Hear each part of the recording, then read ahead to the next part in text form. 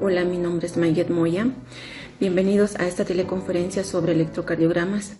En el mundo de la medicina, el estudio del electrocardiograma, también conocido como ECG o EKG, desempeña un papel fundamental en el diagnóstico y manejo de enfermedades cardiovasculares. Durante los próximos 20 minutos nos sumergiremos en el fascinante mundo del estudio del electrocardiograma, explorando su importancia, interpretación y aplicaciones clínicas.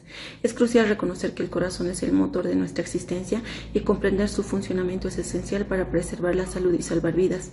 El electrocardiograma nos proporciona una ventana única hacia la observación de la actividad eléctrica del corazón, permitiéndonos detectar arritmias, evaluar la función cardíaca y diagnosticar condiciones cardíacas potencialmente mortales. Esta teleconferencia no solo ampliará nuestro conocimiento sobre el electrocardiograma, sino que también nos equipará de herramientas necesarias para mejorar la atención médica y salvar vidas. Sin más preámbulos, comencemos nuestra exploración sobre el estudio del electrocardiograma. Bien, ¿qué es el electrocardiograma? El electrocardiograma es el registro gráfico de los cambios de potenciales eléctricos producidos durante la actividad cardíaca.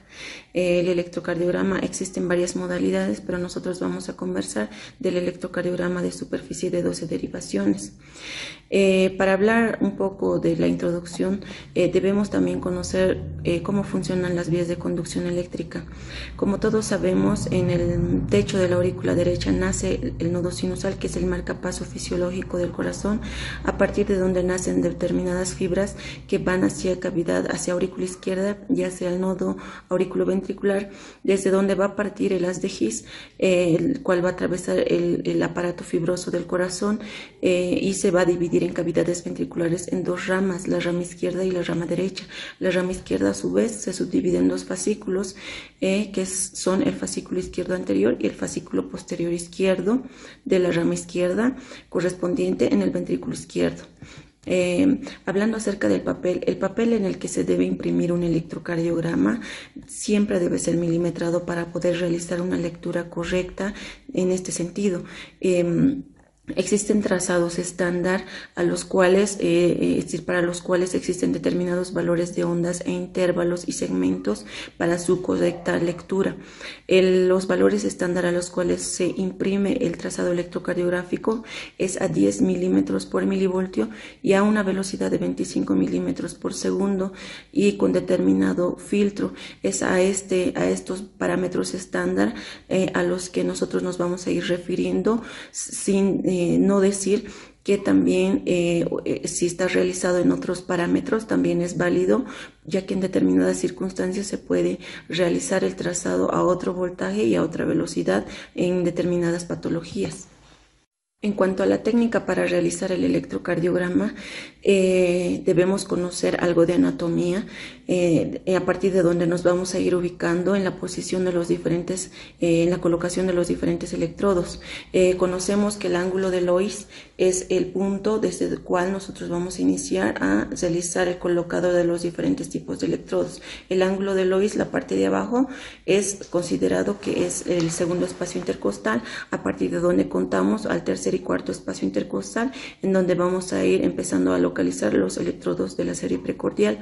Asimismo, las derivaciones de los miembros los vamos a rescatar colocando los electrodos en sus determinadas posiciones. Existen diferentes tipos de electrodos, ya sea provenientes del lado europeo o del lado americano. Sin embargo, todos tienen un señalamiento o un nombre o rotulado hacia qué miembro va a ir dirigido la posición de cada electrodo. En el estudio del electrocardiograma vamos a distinguir dos planos, el plano frontal y el plano transversal. En el plano frontal nosotros vamos a localizar el sistema exaxial de Bailey, por el cual nosotros nos vamos a ubicar determinadas topografías del corazón y también el eje de diferentes ondas, tanto de la P como del QRS como de la onda T, que clínicamente es más relevante el eje el cálculo del eje del complejo QRS en la serie de miembros, en la serie de las derivaciones de miembros. Pero también tenemos la serie transversal, que está caracterizada o que en la que está incorporada las diferentes derivaciones de la serie precordial, que también nos van a ayudar a evaluar las topografías de determinadas patologías. También decir que existen otros tipos de posiciones eléctricas alternativas a estas 12 derivaciones que habitualmente conocemos. Por ejemplo, tenemos el registro de las derivaciones derechas que se registra en el hemitórax derecho para el estudio de determinadas patologías como infartos del ventrículo derecho, por ejemplo. Tenemos a su vez también las derivaciones posteriores que se colocan en la espalda en determinadas situaciones, que lo vamos a ir abundando, que también sirve para el estudio de otras patologías, y así como también tenemos derivaciones altas que también nos sirven para estudiar otros tipos de enfermedades. El ejemplo clásico, las canalopatías como el síndrome de Brugada. Ya adentrándonos a la lectura de lo que es como tal un electrocardiograma, pues vamos a ir identificando diferentes ondas, segmentos e intervalos. ¿Cuál debe ser el orden en el cual nosotros realicemos una lectura adecuada de un electrocardiograma? Primeramente debemos evaluar el ritmo, si el ritmo está naciendo del nodo sinusal o no. Seguidamente debemos evaluar la onda P, sus características de manera general, el intervalo y el segmento PR, posteriormente el complejo QRS, luego las características del intervalo QT, luego el segmento ST, posteriormente las características de la onda T, la onda U, el espacio TP, el punto J. Luego debemos calcular la frecuencia cardíaca de ese electrocardiograma y el eje eléctrico del corazoncito en cuanto al estudio del complejo QRS. Estas son básicamente las primeras vistas que debemos tener para el estudio de un electrocardiograma, desde donde vamos a poder identificar anomalías en determinadas patologías. La onda P se considera la despolarización de las cavidades auriculares, la primera porción de la onda P de la aurícula derecha y la segunda porción de la onda P de la aurícula izquierda. El QRS es la representación de la despolarización ventricular derecha e izquierda. Normalmente ambos ventrículos se activan simultáneamente. La onda ST se trata de la repolarización ventricular. La onda U, su origen pues no está claro, pero quizás representan postdespolarizaciones en ventrículos.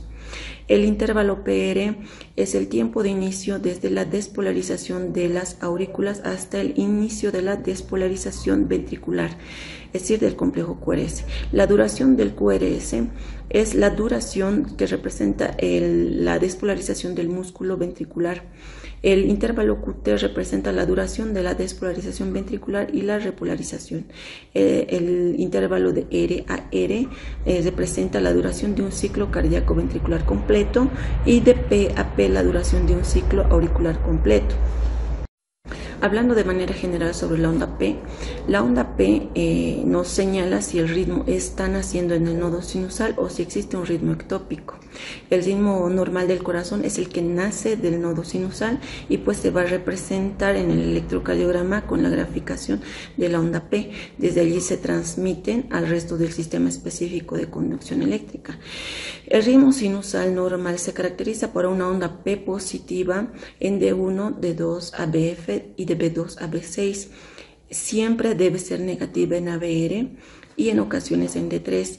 En B1 en B1 puede ser diferente su morfología, puede ser positiva, negativa o una morfología más menos, pero nunca puede ser una morfología menos. Cuando existe ausencia de onda P, debemos sospechar de la presencia de la arritmia más común que existe a nivel mundial, que se denomina fibrilación auricular. En otras situaciones, como en la presencia de extrasístoles, también puede verse afectada la presencia de la onda P y también puede estar superpuesta sobre el complejo QRS en otro tipo de arritmias o bloqueos. Cuando la P es muy alta, hablamos de una posible hipertrofia o dilatación de la aurícula derecha. Cuando es muy ancha, en este caso en la aurícula izquierda estaría el problema. Cuando existe una P de aspecto atípico, pues hay que sospechar de la presencia de un flúter auricular, y cuando una P no precede a los complejos QRS, debemos sospechar en trastornos del ritmo cardíaco y sustitución del ritmo sinusal normal por un ritmo ectópico. En que existen varias ondas P por cada complejo QRS, debemos sospechar en bloqueos auriculoventriculares también. En cuanto al complejo QRS, pues debemos saber que las ondas P normalmente siempre preceden a los complejos QRS. De hecho, de ahí se deriva la nomenclatura de las diferentes ondas de acuerdo al abecedario P, Q, R, S, T, U. Bien, entonces, en cuanto a los complejos QRS, estos están formados por la asociación de tres diferentes ondas que serían Q, R y S. La onda Q siempre negativa, la onda R siempre positiva y la onda S siempre negativa. Saber que la onda Q siempre va a ser la primera más negativa, la onda R la segunda positiva o la primera positiva, la onda S siempre va a ser seguida, es decir, siempre va a seguir a la onda R y siempre va a ser de carácter, es decir, de polaridad negativa. Este complejo representa la despolarización del miocardio ventricular, mide hasta 2 milímetros, que se traduce en 0,08 segundos en la lectura del electrocardiograma. Por debajo de esos valores no se describen alteraciones, sin embargo, por encima de estos valores se describen diferentes tipos de anomalías cardíacas. Su voltaje también es una cosa llamar la atención. Un voltaje muy bajo nos indica determinadas patologías y un voltaje muy elevado también. El bajo voltaje de un complejo QRS señalaría la presencia de una situación de interposición entre el corazón y el electrodo explorador, ya sea aire líquido o exceso de grasa, también los hipotiroideos por la infiltración mixomatosa y demás. El exceso es decir, el aumento de voltaje también nos daría lugar a señalamientos en cuanto a crecimientos cardíacos o hipertrofias. Hablando de la morfología del complejo QRS normalmente es positivo en la mayoría de las derivaciones, excepto en ABR, que es negativo, casi siempre negativo o isodifásico. En la serie precordial, sin embargo, tiene una morfología bastante peculiar que se llama patrón de transición de la serie precordial, es decir, que comienza de bastante negativo, es decir, de ondas predominantemente negativas en B1 y B2, B3, B4 donde se las encuentra bifásicas o isodifásicas y B5 y B6 donde se las encuentra predominantemente positivas. Ese patrón se denomina patrón de transición eléctrico de la serie precordial. En cuanto al intervalo QT, este representa la duración de la despolarización y repolarización ventricular. Mide aproximadamente 360 milisegundos como promedio en personas normales en una determinada frecuencia cardíaca. El intervalo QT tiene la característica de que cuando uno lo lectura directamente del electrocardiograma, este se denomina intervalo QT medido. Sin embargo, existen fórmulas para corregir este intervalo de acuerdo a frecuencia cardíaca. ¿Por qué es importante el estudio de este patrón? Si resulta que nos da muy corto o muy largo, pues habla de que el miocardio está bastante inestable desde el punto de vista eléctrico y es un marcador altamente predictivo de la presencia o de la ocurrencia en algún momento de una arritmia maligna con la subsecuente muerte súbita de ese paciente. Para el cálculo del QT corregido existen más de 15 fórmulas, sin embargo las más empleadas son la fórmula de Bassett, la fórmula de Framingham y la de Friedericia. En el caso del segmento ST, junto con la onda T, pues representan las fuerzas originadas en el proceso de recuperación y repolarización ventricular. Se mide desde el punto J, el segmento sería desde el inicio del punto J hasta el inicio de la onda T y el intervalo ST sería desde el inicio del punto J hasta el final de la onda T. En este caso, lo más llamativo son las desviaciones o desplazamientos con respecto a la línea isoeléctrica.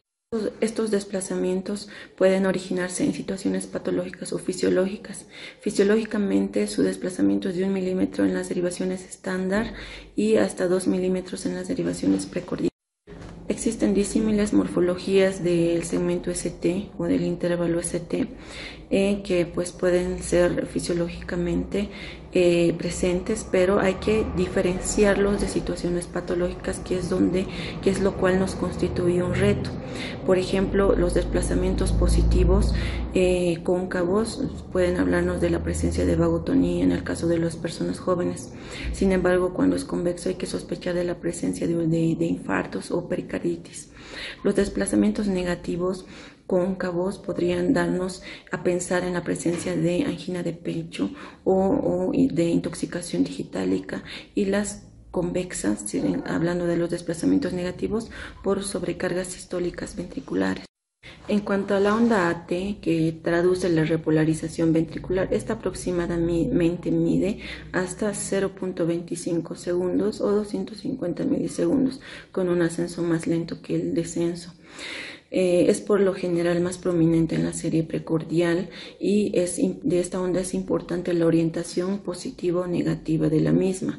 Por ejemplo, en la mayoría de las derivaciones es positiva, excepto en ABR, que siempre es negativa, en D3, que puede ser positiva o negativa o bastante plana, sobre todo en corazones muy horizontales, en ABL también, en ABR, como dije, negativa siempre, y en B1 puede también ser negativa o positiva. Cuando es negativa se denomina persistencia de patrón infantil, ya que este patrón negativo de la onda T en B1 es normal en niños. Hablando de la onda U, a veces esta se observa y otras veces no. Cuando se observa podemos encontrarlo en pacientes vagotónicos, ancianos, por ejemplo, que puede ser parte de una condición normal y por lo general tiene la misma polaridad de la onda T. Su duración máxima debería ser de 240 milisegundos. Tiene que tener una dirección positiva, pero puede ser negativa y va a estar, como decía, en relación a la polaridad de la onda T. Finalmente, el origen de esta onda no está muy bien establecido. Se supone que corresponde a la activación tardía de algunos sectores del miocardio ventricular y puede aparecer más nítidamente en derivaciones precordiales, sobre todo derechas, como son B1, B2 y B3. Hablando del espacio TP, este es el sector del electrocardiograma comprendido entre el final de la onda T y de un ciclo cardíaco y el comienzo de la onda P del siguiente ciclo. En las taquicardias este espacio se acorta y también tienen el mismo efecto las prolongaciones del espacio PQ o PR y el ensanchamiento del complejo ventricular. La bradicardia, por el contrario, lo alarga. Es el espacio TP donde suele identificarse la onda U y es considerada también la línea de referencia isoeléctrica. Hablando un poco sobre el cálculo de la frecuencia cardíaca, existen diferentes métodos. El método más empleado es la división de 1500 entre la cantidad de milímetros que existe desde una onda aérea hasta el siguiente onda aérea, pero existen otros métodos un poco más sencillos, como es la regla del 300, de que cada 5 milímetros, pues la regla va a ser así, 300, 150, 175, y en dependencia del sitio en el que aparece el complejo QRS siguiente, pues se procederá al cálculo de la frecuencia cardíaca, cosa que vamos a ir abundando en las posteriores clases. En el caso de las arritmias, el cálculo de la frecuencia cardíaca es diferente, obviamente, ya que existe pérdida de la equidistancia desde una onda aérea hasta la siguiente onda aérea, y el cálculo de esta va a depender de la cantidad de trazado electrocardiográfico que tengamos en un papel, es decir, del tamaño del papel impreso como tal. En cuanto al cálculo del eje, pues existen también muchísimos métodos, por ejemplo la teoría de las isodifásicas, es decir, la teoría de las perpendiculares, la teoría de las regiones mayormente exploradas por el electrocardiograma. Por ejemplo, si tenemos un plano frontal dibujado en donde sabemos que D2 cae a 60 grados en ese ángulo, pues si observamos en el electrocardiograma estas 6 derivaciones, que es en donde se calcula el eje del complejo QRS, y observamos que el mayor voltaje se encuentra en D2, pues vamos a asumir que el eje de ese corazón está en 60 grados. Y como es, existen muchos otros métodos más que también iremos abundando en el transcurso de este curso. Es importante también conversar sobre la presencia de artefactos. Los artefactos son perturbaciones que existen en el trazado electrocardiográfico originadas por diferentes circunstancias ajenas al corazón del sujeto investigado, aunque afectan obviamente la morfología normal del electrocardiograma y puede ser causante de errores en la lectura. Puede afectar la totalidad o parte del trazado electrocardiográfico.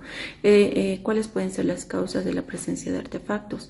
Por ejemplo, los pacientes muy ansiosos, pacientes con procesos neurológicos como temblores, Parkinson y demás, pacientes en los que la piel no está muy bien preparada, por ejemplo, pacientes con muchísimo sudor o pacientes que tengan demasiados vellos, que también interfiere en la gráfica del electrocardiograma, cuando los electrodos están desajustados o mal posicionados.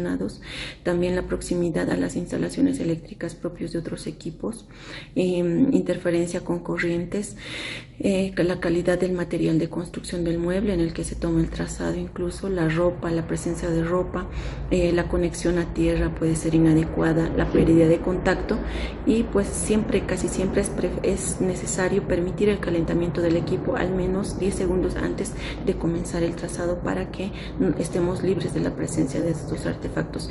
Y otro dato importante también es la mala posición de los electrodos, que puede llevar a muchísimos errores diagnósticos, y esta es la causa más común de artefacto, el intercambio de electrodos en un lugar en el que no se ha colocado adecuadamente. Bueno, a manera de terminar esta teleconferencia, decirles que ha sido un placer compartir este tiempo juntos, explorando este fascinante mundo que es el entendimiento y el estudio del electrocardiograma. Espero que esta sesión haya sido informativa y útil para todos. Recuerden que el conocimiento adquirido hoy nos ayudará a mejorar la atención médica y salvar vidas. Gracias por su atención y participación. En otros cursos estaremos abundando sobre todos los puntos tomados en cuenta en esta conferencia. Y buenas tardes, hasta luego.